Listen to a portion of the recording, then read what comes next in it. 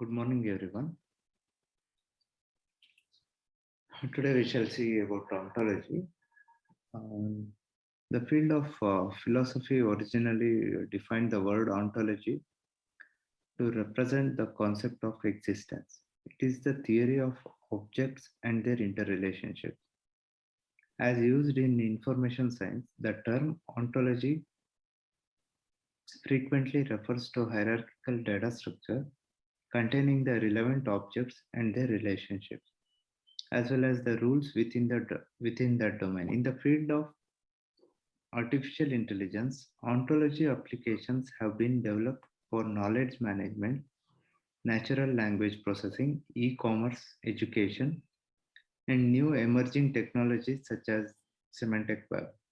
The semantic web requires the construction of ontologies for its various representation languages, query languages, and inference technologies. Okay, here we shall see the basic methodology for designing and building ontologies. In addition, ontology matching and mapping, which are basics for knowledge representations, are also discussed here. Ontology is the formal specification of terms within a domain and their relationships. It defines a common vocabulary for the sharing of information that can be used by both humans and computers. Ontologies can be in the form of lists of words, taxonomies, database schema, frame language, and logics. The main difference between these forms is their expressive power. Ontology, together with a set of concepts instances, constitutes a knowledge base. If a program is designed to compare conceptual information across two knowledge bases on the web, it must know when any two terms are being used to mean the same thing. Ideally, the program must have a way to discover common meanings for whatever knowledge bases it encounters. Typically, an ontology on the web will combine a taxonomy with a set of inference rules. Taxonomy is defined as a set of classes of objects and their relationship. These classes, subclasses, and their relationships are important tools for manipulating information. Their relations are described by assigning properties to classes and allowing subclasses to inherit their properties. An ontology then is a taxonomy plus inference. Ontology inference rules allows manipulation of conceptual information. The most important ontology relationship is subsumption link, that is subtype and supertype link. When a network of concepts is represented by a tree, it rigorously defines the taxonomy. While ontology can sometimes be modularized as a set of trees, some advocate that all ontology should be taxonomic, but others favor a lattice structure. For example, ontology rigorously defines a thesaurus structure when it uses the related to link in addition to the subsumption link. Ontology engineering seeks a common vocabulary through a data collection process that includes discussions, interviews, document analysis, and questionnaires. Existing ontologies on a subject are discovered, assessed, and reused as much as possible to avoid reinventing the wheel. As part of this process, ontologies are designed as living objects with a maintenance cycle. Ontology applications. The simplest ontology consists of simple taxonomy with a single relation categories of single relation. Categories of ontology application can be grouped as neutral authoring. The author of an object in a single language translates into a different format for use in alternative applications. Ontology as specification. Ontology of a given domain is created and used as a basis for specification and development of some software. This approach allows documentation, maintenance, reliability, and knowledge reuse.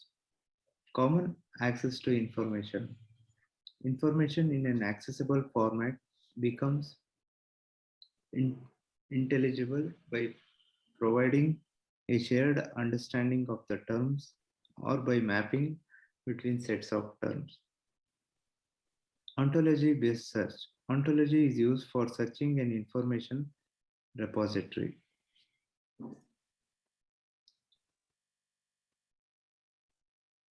How to construct an ontology? Ontology permits sharing common understanding of the structure of information among people and software agents. Since there is no unique model for a particular domain, ontology development is best achieved through an iterative process. Objects and their relationship reflects the basic concepts within an ontology. An iterative approach for building ontology starts with a rough first pass through the main process as follows. First, set the scope. The development of an ontology should start by defining its domain and scope. Several basic questions are helpful at this point. What will the ontology cover? How will the ontology be used? What question does the ontology answer? How will use and maintain the ontology? The answers may change as we proceed, but they help limit the scope of the model. Second, evaluate reuse. Check to see if existing ontologies can be refined and extended. Reusing existing ontologies will help to interact with other applications and vocabularies. Many knowledge representation systems can import and export ontologies directly for reuse. Third one, enumerate terms. It is useful to list all terms, what they address, and what properties they have. Initially, a comprehensive list of terms is useful without regard for overlapping concepts. Nouns can form the basis for class names, and verbs can form the basis for property names. Fourth, define the taxonomy. There are several possible approaches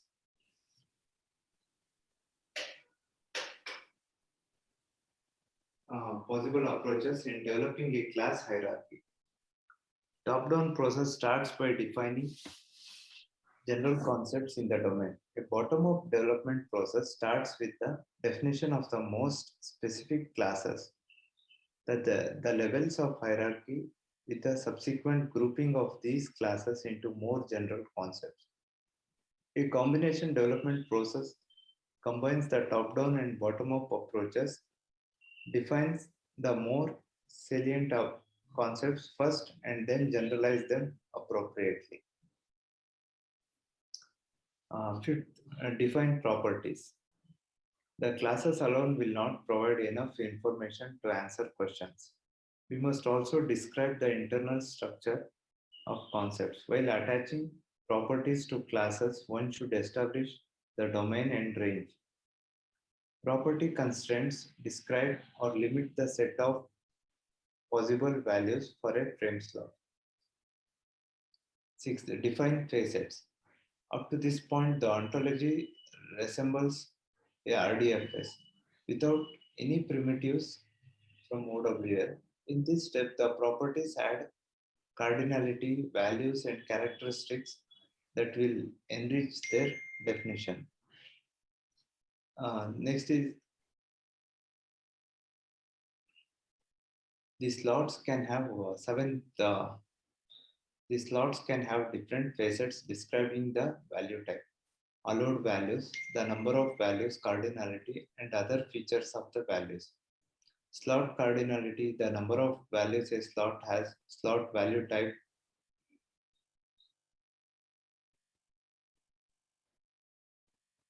minimum and maximum value, a range of values for a numerical slot. Default value, the value slot has unless explicitly specified otherwise. Eighth, define instances. The next step is to create individual instance of classes in the hierarchy. Defining an individual instance of a class requires choosing a class, creating an individual instance of that class, and filling in the slot values. Finally, check for anomalies. The web ontology language allows the possibility of detecting inconsistency within the ontology. Anomalies such as incompatible domain and range definitions for transitive, symmetric, or inverse properties may occur. Ontology development tools. Here are the some list of some the most common editors used for building ontologies. DAG Edit provides an interface to browse, query, and edit vocabularies with a DAG data structure. You can in the website www.genoontology.org, you can see that Protege 2000 is the most widely used tool for creating ontologies and knowledge base. Okay, it is from protege.stanford.edu. You can see that. Wonder Tools is an index for selecting an ontology building tool. Okay, that's again one of the tools. WebOnto is a Java applet coupled with a web server that allows users to browse and edit knowledge models. Ontology spot example. A portion of the following example for the spot ontology were taken from the website charleston.org. The spot ontology consists of three OWL classes, that is spot, ellipse, and point, and 6 RDF properties like shape, center, X position, Y radius, and Y radius. Together, these vocabularies can be used to describe a spot. Okay, this diagram organizes the relationship for these elements: spot, shape, ellipse, center point, and its radius and point positions.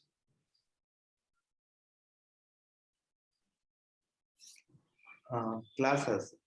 3 OWL classes are spot, a two-dimensional 2D spot defined as a closed region on the plane. Point. A point is defined as a location on a Cartesian plane. It has two attributes, the X position and Y position, on an implicit coordinate system of the plane. Ellipse. Ellipse here is defined as a circle stretched along either the X or Y axis of a coordinate system. The major and minor axis of an ellipse parallel the coordinates of the implicit coordinate system. Properties. The 6 proper RDF properties are: shape. A spot assumes a shape of an ellipse. Therefore, the domain of shape is spot and the range of spot is ellipse.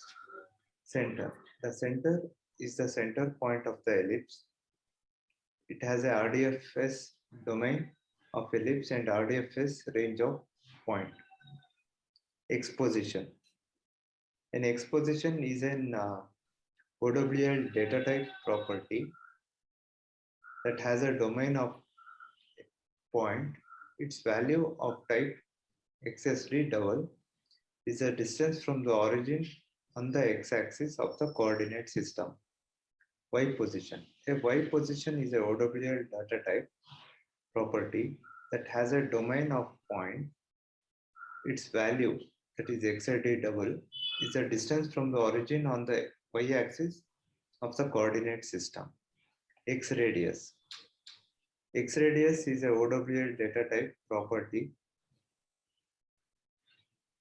that has a RDFS domain of ellipse. It is the radius parallel to the x-axis of the coordinate system.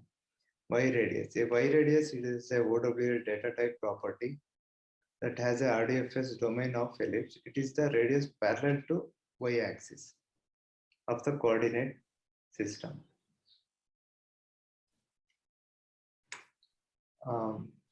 And next is ontology methods. We shall see this in the next class. All of you, today I will end here only. Okay, all of you just mark your attendance.